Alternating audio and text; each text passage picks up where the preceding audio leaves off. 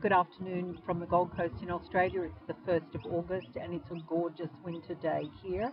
You'll be able to hear a little bit of traffic, unfortunately, but also some fantastic birds, and I hope that you can see just how nice it is in the Southern Hemisphere. I'm going to be talking to you about positional power for a number of sessions, and this particular part of why I'm talking about power is to give you context to our earlier sessions on personal power. The two combined, positional and personal, in a positive way, bring us the best results. So understanding contextually how positional power is applied and utilized in your life is really important for you to be fully empowered and to bring the most positive benefit to humanity. In my first book, in chapter 3 of part 1, I have a whole chapter on what is positional power, and I'm just going to read a couple of sentences from this opening paragraph. Power is also described as, quote, control and influence over other people and their actions, unquote. Positional power is made available through the formal structural authority that a position, office, or role brings. It is therefore not true to say that the higher the position is depicted in the hierarchy, the more powerful the position would be, as lower ranked positions can often wield greater power and influence over people and events by nature of the outcomes expected of the position. What I mean by that, and I'll give some examples, is that even if you are, for example, a receptionist in an organisation, in my opinion, the receptionist in any organisation is the most powerful position, because you can make or break that very first impression, the telephonist that answers the phone. If that phone call is not answered, if that guest that comes through into the vestibule is not responded to in the right way, that can make or break the business relationship immediately.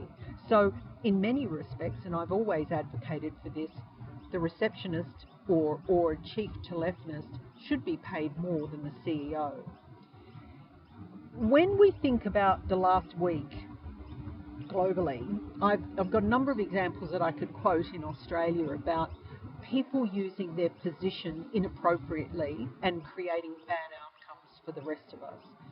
But if we look across all the countries where we're seeing autocracy being pushed, where we're seeing a blatant disregard for essentially human rights, where each individual is endowed with dignity and is equal under the law. Under international law, under the Universal Declaration of Human Rights, every single person holds a position within the broader humanity that needs to be respected and acknowledged and valued. The dignity of the human being almost demands that that person, as a viable, living, contributing member of society, has positional power.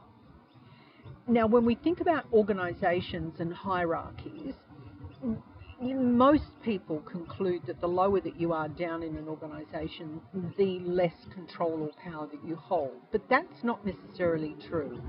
Where you have a specialist who has enormous influence over decision making, then that position is very powerful.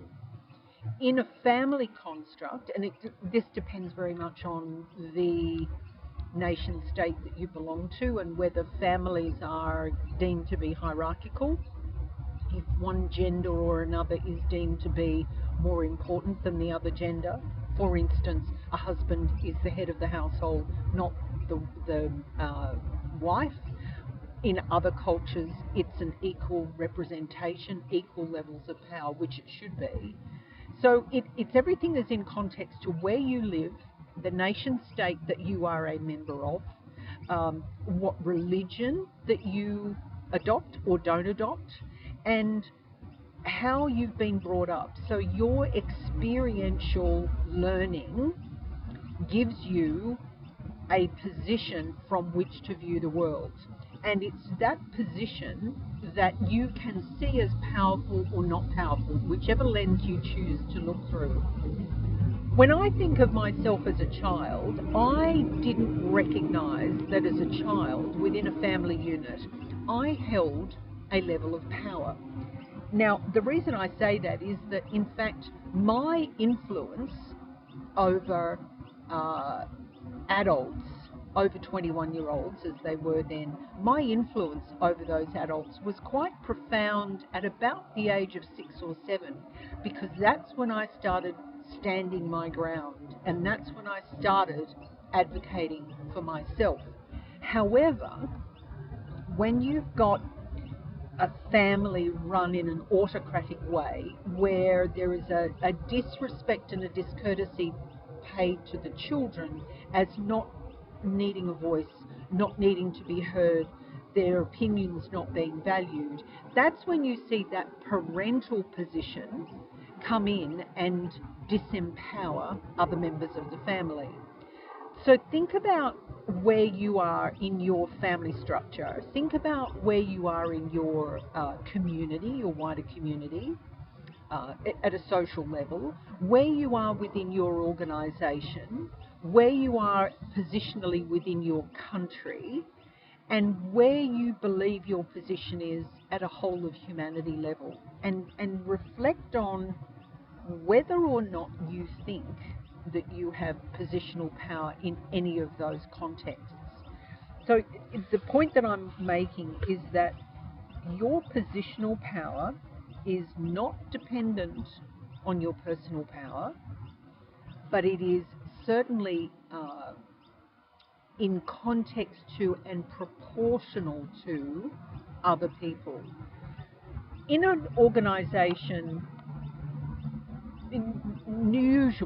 usually we have a CEO, managing director, a president of an organisation with the right of veto, and that provides for a certain disempowering of the workforce if there has been no building up of leadership traits within that organisation. So if people within that organisation are not, they don't believe that they're valued, they're perhaps just seen as a number, they're not going to feel that they have any positional power unless they've got a certain label that goes with that, like a senior VP or a VP or a manager or a supervisor. So people that are, for instance, in the military, who might be sailors at sea, they probably don't think that they have any positional power because they see the captain of the ship as being the one holding all the power. Well, that's wrong, because every position is important, purely because if that position wasn't important, it wouldn't exist. So the next time you devalue yourself subconsciously, thinking that you're not worth anything where you're working, think about the fact that if you weren't important, your position would not exist. Now, don't take that personally. It's you and your contribution to the organisation. You as an individual, you're always important. But if you're appointed to a position, that position is important, and you in it as the incumbent is important, purely because that position exists. So every position has power. Next week, I'm going to go through each position in context. So we're going to look at societal context, organisational context, community context, and I'm going to give you specific examples of positive and negative applications of positional power. But I want you to analyse yourself this week going forward. Where are you positionally, and what power do you believe that you hold in all those different contexts? Family, community, organisationally, nationally, in your nation state, globally, and as part of humanity. Where do you fit, and what position do you believe that you hold?